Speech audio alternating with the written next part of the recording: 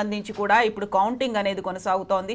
ప్రతి రౌండ్ లో కూడా కాంగ్రెస్ పార్టీ లీడ్ అనేది కనిపిస్తోంది. ముందు నుంచి కూడా ఎగ్జిట్ పోల్ సర్వేస్ చెప్పినట్టుగా majority almost 90% exit poll surveys చెప్పాయి కాంగ్రెస్ పార్టీకే ఖచ్చితంగా విజయం లభిస్తుంది అనే మాటని. అందులోనూ ప్రధానంగా ఇప్పుడు ఉన్నటువంటి సిచ్యువేషన్ ని బట్టి చూస్తే కూడా అదే అర్థమవుతోంది. ఎవరెవరికి ఎన్ని స్థానాలు రాబోతున్నాయి అనేది బీహార్కి సంబంధించి చూస్తే జూబ్లీ హిల్స్ లో మాత్రం లీడ్ అనేది ఉంది. 5వ రౌండ్ ముగిసేసరికి కాంగ్రెస్ పార్టీకి 3,000కు పైగా మెజారిటీ అనేది కనిపించింది. 5 రౌండ్లు కంప్లీట్ అయ్యేసరికి 12,651 ఓట్లు అనేవి ఉన్నాయి. సో ఓవరాల్ గా సెకండ్ ప్లేస్ లో బీఆర్ఎస్ ఉంది. థర్డ్ ప్లేస్ కి మాత్రమే బీజేపీ పరిమితమైంది. బీజేపీకి డిపాజిట్ వస్తుందా రాదా అనేటువంటి సిచ్యువేషన్ కూడా ఉంది. ఇప్పటికీ అఫీషియల్ గా జూబ్లీ హిల్స్ ఉప ఎన్నికల్లో 5వ రౌండ్ తర్వాత కాంగ్రెస్ పార్టీకి 12,651 ఓట్ల ఆధిక్యం అనేది లభించింది. ఇక ఎన్డీఏకి కూడా సంబంధించి చూస్తే మనం బీహార్ కూడా వెళ్దాం. బీహార్లో 243 స్థానాలకు ఎన్నికలు జరిగితే ఎన్డీఏ 190 స్థానాల్లో ఆధిక్యంలో ఉంది. మహాగఠబంధన్ 50 స్థానాలకే పరిమితమైంది. జన్ సురాజ్ పార్టీ ప్రశాంత్ కిషోర్ ప్రారంభించినటువంటి జన్ సురాజ్ పార్టీ ఆరంభంలో 3 స్థానాల్లో ఆధిక్యంలో ఉంది అని చెప్పినప్పటికీ ఇప్పుడు కేవలం 0కి మాత్రమే పరిమితమైంది. అదర్స్ 3 స్థానాల్లో లీడింగ్ లో ఉన్నారు. అందులో అదర్స్ లో ఎంఐఎం అతి కీలకంగా వ్యవహరిస్తోంది. ఇప్పుడు జన సురాజ్ పార్టీ కంటే కూడా ఆధిక్యంలో ఎంఐఎం పార్టీ కనిపిస్తోంది. అందులోనూ గతంలో వచ్చినటువంటి ఎంఐఎం సీట్ల కంటే కూడా ఈసారి ఎక్కువ వస్తాయి అనేటువంటి టార్గెట్ కూడా పెట్టుకున్నారు. జన్ సురాజ్ పార్టీ అసలు ఫ్రేమ్ లో లేకుండా పోయింది. అయితే అక్కడ ఓట్ల చీలికలో మాత్రం జన్ సురాజ్ పార్టీ చాలా కీలకంగా ఉంది అనేటువంటి మాటలు వినిపిస్తున్నాయి. యాక్చువల్ గా జూబ్లీ హిల్స్ బై ఎలక్షన్ తో పాటుగా బీహార్ అసెంబ్లీ ఎన్నికలకు సంబంధించి ఏం జరిగింది మనతో పాటుగా ఉన్నారు సీనియర్ జర్నలిస్ట్ సురేష్ కొచ్చాతిల్ గారు. Hello sir, good morning. నమస్కారం. సో మనం ముందు నుంచి ఎక్స్పెక్ట్ చేస్తూ ఉన్నాము. ఎగ్జిట్ పోల్ గురించి మనం మాట్లాడుకున్నాము, సర్వేస్ గురించి మాట్లాడుకున్నప్పుడు మనం అనాలిసిస్ మీద కూడా మనం ఫోకస్ పెట్టాలి. సో జూబ్లీ హిల్స్ తో మనం స్టార్ట్ చేస్తే జూబ్లీ హిల్స్ ఎలా ఉందంటారు? యాక్చువల్గా మీరు ఎక్స్పెక్ట్ చేసిందే కనిపిస్తోందా ఇక్కడ కూడా? మేము చెప్పాం కదండి, బీజేపీ 3వ స్థానానికి వస్తుందని చెప్పి మనం ఒక వారం ముందు డిస్కషన్లో చెప్పాను నేను. ఎందుకంటే ఒక హోల్ హార్టెడ్ క్యాంపెయినింగ్ లేకుండే, క్యాండిడేట్ సెలెక్షన్ తప్పుండే, మహిళలకి టికెట్ ఇస్తే బాగుంటుండేమో, ఒక సునీత వర్సెస్ ఇంకో మహిళ ఉంటుండే, అందులో బీసీ కూడా ఇచ్చుండే బాగుండేది, ఇంకా బాగుంటుండే. And that is the most important thing అనమాట. అక్కడ ఇప్పుడు జరిగింది ఏంటంటే, ఒకటి సింపతి ఫ్యాక్టర్ పని చేయట్లేదు. కానీ మనం చాలా మటు చూస్తే 6,000 మెజారిటీ అంటే 3వ రౌండ్లో 10 రౌండ్లో నా ఎక్స్పెక్టేషన్ ఏంటంటే ఒక 20,000కి వెళ్ళిపోతుంది ఇది majority. So that is what Revanth Reddy target original అంతే ఉండే కదా, 20,000 మెజారిటీ రావాలని చెప్పి.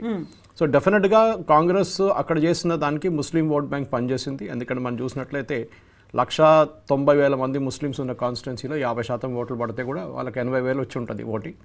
అది ఇది ఫైనల్ టాలీలో కనిపిస్తుంది అనమాట మనకి. So it's nothing surprising. ఎప్పుడైనా బైపోల్ పెట్టినప్పుడు రూలింగ్ పార్టీ గెలుస్తారు అనుకోండి. ఒక టైంలో ఇక్కడ చాలా బైపోల్స్ జరిగిన బీఆర్ఎస్ వాళ్ళు ఉన్నప్పుడు అంతా బీఆర్ఎస్ఏ గెలిచారు, వాళ్ళు ఇంకెవరు గెలవలేదు. So that is very obvious reason అనమాట జూబ్లీస్లో గెలవడం. కానీ అది మెయిన్ ఎలక్షన్లో చూడాల్సి వస్తుంది. ఎందుకంటే ఇదొకటి అఫ్కోర్స్ బీజేపీ వాళ్ళు కొంచెం ఆత్మచింతన చేయాల్సి వస్తుంది. ఎందుకంటే ఎందుకు జరిగింది, జూబ్లీస్లో లాస్ట్ టైం వచ్చిన ఓట్లనే ఈసారి వచ్చిందా లేదా తెలియదు. అది ఒకసారి మనం చెక్ చేయాల్సి వస్తుంది. అదో ఫైనల్ ఫిగర్స్తో మనకు తెలిసిపోతుంది అది. సో మీరు చెప్పినట్టు డిపాజిట్ వస్తుంది, ఆ డిపాజిట్ రాకపోతే it will be big blow for BJP. And డెఫినెట్గా బిగ్ బ్లో. ఎందుకంటే మీరు బీహార్ చూడండి పర్ఫార్మెన్స్, ఇక్కడ ఎందుకు జరగట్లేదు. సికింద్రాబాద్ కాన్స్టిట్యున్సీ కింద ఉన్న సీట్లు కూడా బీజేపీ గెలవలేకపోతున్నారు.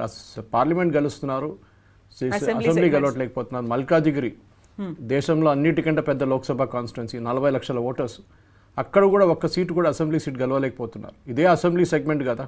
అంటే లోక్సభలో మోదీ గారు బ్రాండ్ ఇమేజ్ నడుస్తుందా, లేకుంటే ఇండివిజువల్ ఎంపీ బ్రాండ్ ఇమేజ్ నడుస్తుందా? ఈట్ల రాజేందర్ ఉండొచ్చు, కొండా విశ్వేశ్వరరెడ్డి ఉండొచ్చు, లేకుంటే కిషన్ రెడ్డి. ఇట్లా సిటీ గురించి మాట్లాడుతున్నాను. సో ఈ 3 కాన్స్టిట్యున్సీలో చాలా క్రూషియల్ బీజేపీకి. ఎందుకంటే జిహెచ్ఎంసీ ఎలక్షన్స్ రాబోతుంది. జిహెచ్ఎంసీ ఎలక్షన్స్లో వీళ్ళ పర్ఫార్మెన్స్ ఎట్లా ఉందని చూడాల్సి వస్తుంది. ఎందుకంటే జిహెచ్ఎంసీ ఎలక్షన్స్ చాలా ఇంపార్టెంట్. ఏంటంటే ఈ బీజేపీకి లాస్ట్ టైం వచ్చిన 40-45 స్థానాలు వచ్చింది, ఈసారి వస్తుందా లేదా, దానికి ప్రిపరేషన్స్ ఇప్పుడే స్టార్ట్ చేయండి. దీనికి ముందు కూడా మన ఛానల్లో చెప్పాను నేను ఈ మాట. మీరు లాస్ట్ మినిట్ క్యాండిడేచర్ డిక్లేర్ చేస్తే ఏం చేయలేము. You have to declare candidature as early as next week. ఎందుకంటే వాళ్ళ క్యాంపెయినింగ్, ఎందుకంటే అన్ని లోకల్ ఇష్యూస్ ఉంటుంది. ఎగ్జాక్ట్లీ. ఫర్ ఎగ్జాంపుల్ నాకు చాలా మంచిగా ఒక క్యాండిడేట్ ఎవరు తెలుసు, శ్రవణ్ అని చెప్పి ఎరెడ్మెంట్ ఉంచాడు. రెగ్యులర్గా నాకు అప్డేట్స్ పంపిస్తుంటారు. నేను ఈ రోడ్డు, సిమెంట్ రోడ్డు, అక్కడ డ్రైనేజ్, ఇది వాళ్ళ పని అన్నమాట. ఒక లోకల్ కార్పొరేటర్ పని అది. పొద్దున్న లేవగానే తిరగాలి. కాన్స్టిట్యున్సీలో వాళ్ళ వార్డులో మొత్తం తిరిగి వాళ్ళ ఏరియాలో తిరిగి ఏం ప్రాబ్లమ్స్ ఉందని కనుక్కోవాలి. దానికి మీరు టైం ఇవ్వాలి కదా. మీరు టైం ఇవ్వకపోతే ఈ 45 మంది పనిచేస్తున్నారు, 45లో 40 ఉన్నారు అనుకుంటా ఇప్పుడు, ఎందుకంటే 5-6 మంది డిఫెక్ట్ అయిపోయారు, ఒకరు చనిపోయారు. సో 40 మందినో 38 ఎంతమంది ఉన్నా కానీ ఆ కౌన్సిలర్ వాళ్ళు పనిచేస్తున్నారు. కానీ మిగతా కౌన్సిలర్స్, మిగతా మీరు ఓడిపోయిన సీట్లలో మీరు గెలవాలంటే మీరు క్యాండిడేట్స్ ఇప్పుడే అనౌన్స్ చేయాల్సి వస్తుంది. మీరు వాళ్ళకి 3 వారాలు టైం ఇస్తే ఎక్కడ గెలుస్తాయి? అందులోనూ లాస్ట్ రోజు అనౌన్స్ చేశారు నామినేషన్లకి, అదే రోజు చివరి రోజు అనుకున్న రోజు మాత్రమే బోల్డ్ అని పేర్లు వినిపిస్తే ఆల్రెడీ డిక్లేర్ చేయడానికి 3 days టైం తీసుకున్నారు అనే మాట. రామచంద్రరావు గారికి లాస్ట్ టైం సీట్ ఇచ్చింది ఎప్పుడు? Even assembly seat, Lok Sabha seat కూడా ఎప్పుడు ఇస్తారంటే లాస్ట్ మినిట్లో అనౌన్స్ చేస్తారు మల్కాజిగిరి. పాప ఆయనకి 1 రోజు 2 రోజులు టైం కూడా ఉండదు నామినేషన్ ఫైల్ చేసి క్యాంపెయిన్ చేయడానికి, అక్కడి నుంచి వారం ఉంటుంది maximum. So you have to give. ఎందుకు ఇవ్వట్లేదు? ఫర్ ఎగ్జాంపుల్ ట్రివాండ్రం ఎగ్జాంపుల్ ఇస్తాను. తిరువనంతపురంలో బీజేపీకి ఇట్లా మనలాగానే ఇక్కడ జిహెచ్ఎంసీ లాగా చాలా మంచి పట్టు ఉంది. అక్కడ ఐ థింక్ 65 మంది ఉన్నారు వాళ్ళకి అక్కడ కౌన్సిలర్స్, అక్కడ ఉన్న కౌన్సిల్లో. వాళ్ళు ఆల్రెడీ ఎలక్షన్ కన్నా ఒక 2-3 వారాల ముందే అనౌన్స్ చేసేసారు క్యాండిడేట్స్ని. They started campaigning in the area.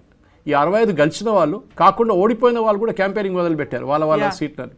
ఇది చేయాల్సింది. కానీ ఇప్పుడు ఇదే ప్రాబ్లం, క్యాండిడేట్ సెలెక్షన్ తప్పైతే ఒకటి, సెకండ్ కాన్స్టిట్యున్సీలో కూడా మీరు ఎందుకు పోటీ చేస్తున్నారు అనేది వాళ్ళకు కూడా ఒక విజిబిలిటీ ఉండాలి. అది లేదు, ఈసారి జరగలేదు. అది అన్ఫార్చునేట్ ఫర్ బీజేపీ. కానీ జిహెచ్ఎంసీ అటెండ్, ఎందుకంటే దీనికంటే ముందు కూడా కిషన్ రెడ్డి గారితో మాట్లాడినప్పుడు పోయిన వారం నేను ఇంటర్వ్యూ చేశాను.